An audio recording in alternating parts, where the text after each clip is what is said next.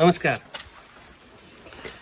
आज हामी फेरि एउटा यो साइन्स ल्याबमा प्रयोगात्मक कार्य गरेर चाहिँ समाजमा सकारात्मक सन्देश दिने टाइपको एउटा कार्य लिएर आएका छौँ।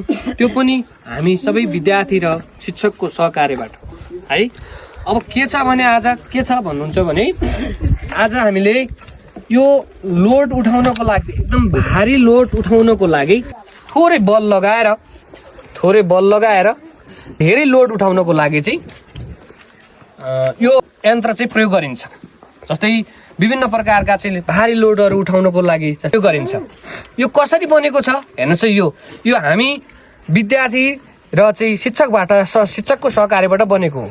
विशेष गरी हाम्रो यो के अरे मनिष थापाको ग्रुपबाट यो बनेको है। यो हामीले के कसरी बनेको छ र यो यसको चाहिँ के त उपयोगिता र यो बन्ने चाहिँ तरिका कसरी भन्ने कुरा हामी मनिष भाइबाटै चाहिँ सुन्छौँ। ल मनिष भाइ यता आएर चाहिँ है सबैलाई बताइदिउँ। ल सबैजनालाई नमस्कार। मेरो नाम मनिष थापा, म कक्षा 10 मा पढ्छु।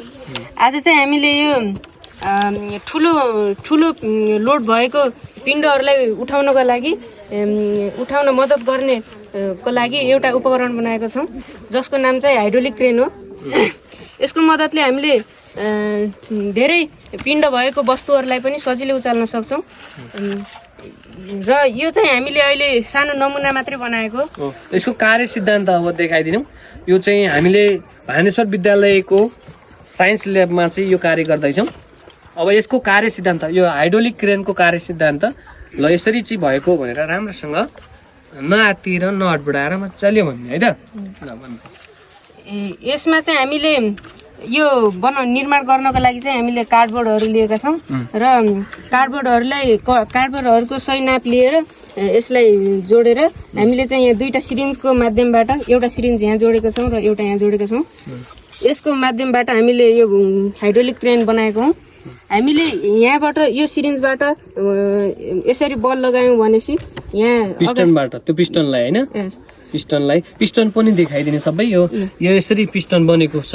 यहाँ पिस्टन जोडिएको छ। पिस्टनमा लिक्विडहरू राखिएको छ। यो यहाँभित्र लिक्विड छ हेर्नुहोस् है। यो लिक्विड छ। यसलाई यो यसरी एकदम पिस्टनबाट यसले चाहिँ के त प्रेस दियो भने यहाँको लोड थोरै यहाँ पिस्टन हामीले इफोर्ट लगायौँ भने लोड चाहिँ सजिलै धेरै चाहिँ ठुलो लोड उठ्न सक्छ थोरै पिस्टनमा चाहिँ बल लगायौँ भने पनि। त्यस कारणले अब जस्तै कि एउटा उदाहरण दिएँ मैले, जस्तै हेर्नुहोस् है। मैले पहिला सुरुमा यो